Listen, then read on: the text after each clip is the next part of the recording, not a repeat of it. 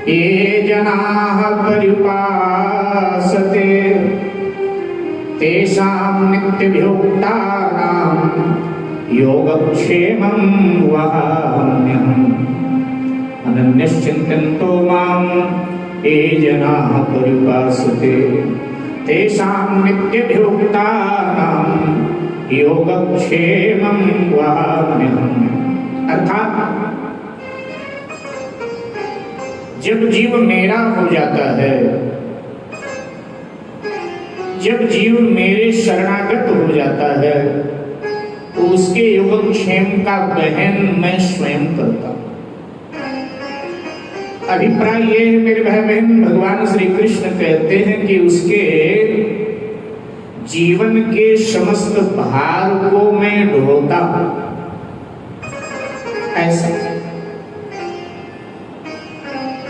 एक श्रीधर नाम के दक्षिण के बहुत बड़े विद्वान हुए, जिन्होंने श्रीमद् भागवत पर और श्रीमद् भगवत गीता पर सबसे पहली टीका किया था।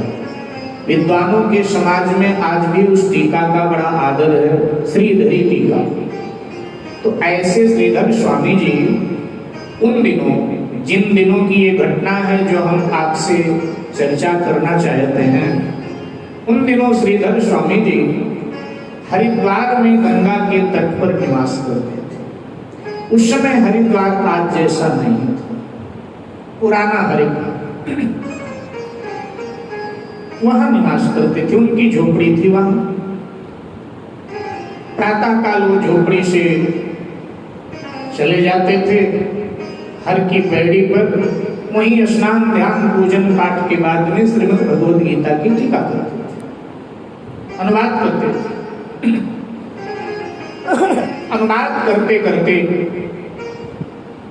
जब ये श्लोक उनके सामने आया, अनन्यश्चिन्तयन्तो मां ये जनाः पर्युपासते तेषां नित्यभियुक्तानां योगक्षेमं वहाम्यहम्, तो श्रीधर स्वामी बड़े चिंता में पड़े। श्रीधर स्वामी ने कहा कि भगवान श्री कृष्ण अनंत कोटि ब्रह्मांड के नायक हैं, चराचर जगत के नियंता हैं, परात्पर ब्रह्म हैं, भला वो किसी का भार क्यों ढोएंगे? भार तो सेवक ढोता है, वो क्यों ढोएंगे? वो तो अखिल ब्रह्मांड के स्वामी है। तो फिर ये बोला क्यों आखिर भगवान ने? श्रीधर स्वामी को लगा कि श्रीमद् भगवद गीता का उपदेश भगवान श्री कृष्ण ने कुरुक्षेत्र में उस समय दिया था जब दोनों सेनाएं आमने सामने युद्ध के लिए तत्पर खड़ी थी, रणभेरियां बज रही थी, युद्ध के बाजे। उस समय ये उपदेश लिया था। स्वामी जी को लगा कि जब युद्ध का माहौल हो, लड़ाई झगड़े का माहौल हो, तो व्यक्ति आवेश में होता है, और आवेश में व्यक्ति जो ना बोलना चाहिए वो भी बोल जाता है। तो शायद भगवान श्री कृष्ण ये भक्ति आवेश में बोल गए। तो उन्होंने इस श्लोक का अनुवाद नहीं किया, इस पे लाल कलम लगा दिया, काट दिया, लाल कलम लगाकर इसको छोड़ा, अगले श्लोक के अनुवाद में वो लग गए। इधर मेरे भाई बहन, श्रीधर स्वामी की पत्नी झोपड़ी में थी, तो कुटिया का द्वार किसी ने खटखटाया। एकदम बाहर निकली, कुटिया का द्वार खोला तो देखा लगभग कोई 7-8 वर्ष का एक बच्चा खिचड़ी की गट्ठल सर पे लिए हुए आया है। कह रहा है माता जी स्वामी जी आने वाले हैं, 3 दिन के भूखे हैं, आप भी भूखी हो, तो जरा ये खिचड़ी पकाओ जल्दी जल्दी, स्वामी जी आ गए।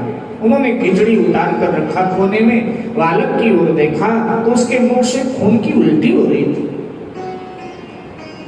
तो माँ ने पूछा, बेटा ये खून की उल्टी क्यों हो रही तुम्हारे मुंह से?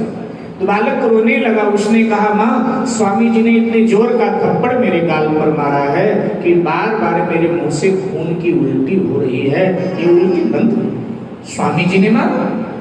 अरे स्वामी जी बालक पर क्रोध करते हैं, सबको उपदेश करते हैं क्रोध नहीं करना चाहिए, और स्वयं क्रोध करते हुए भी बालक पर। आने दो स्वामी जी को, आज मैं बताती हूँ।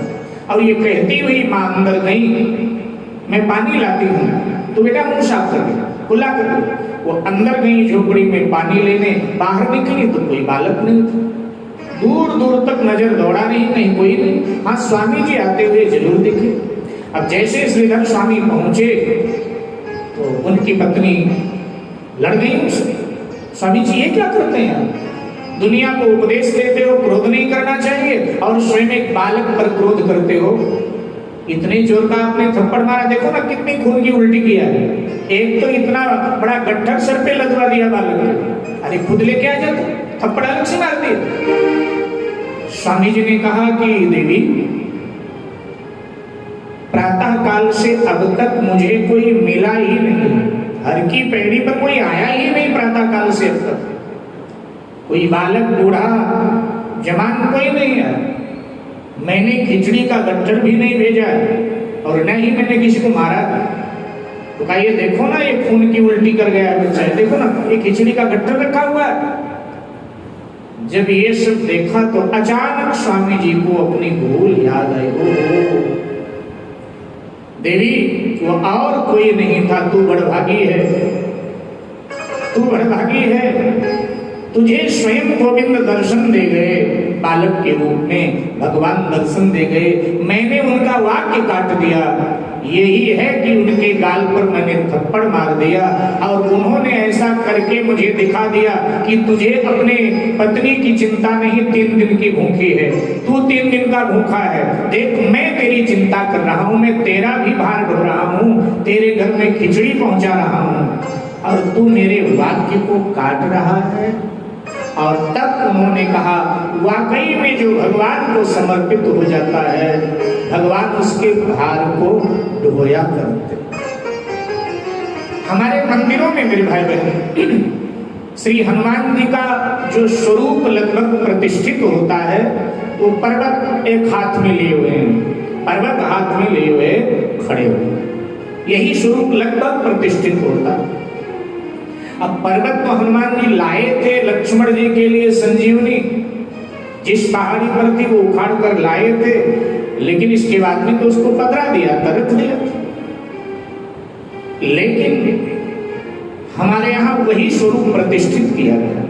इसके पीछे एक भाव है मेरे भाई बहन, भाव ये है कि जब हम भगवान के हो जाते हैं ना, तो हमारे जीवन का भार बजरंगबली अपने हाथ पे लेके खड़े हो जाते हैं कि तू यकीन कर भगवान पर, तेरे जीवन का भार मैं ढोऊंगा।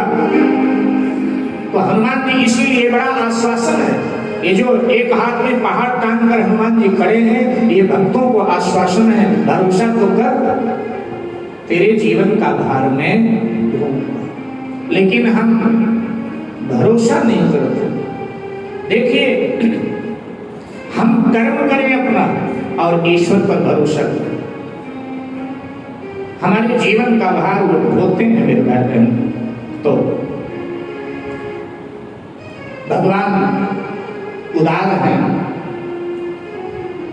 हम एक बार उनके हो जाएं, वो सदा के लिए हमारे हो जाते हैं।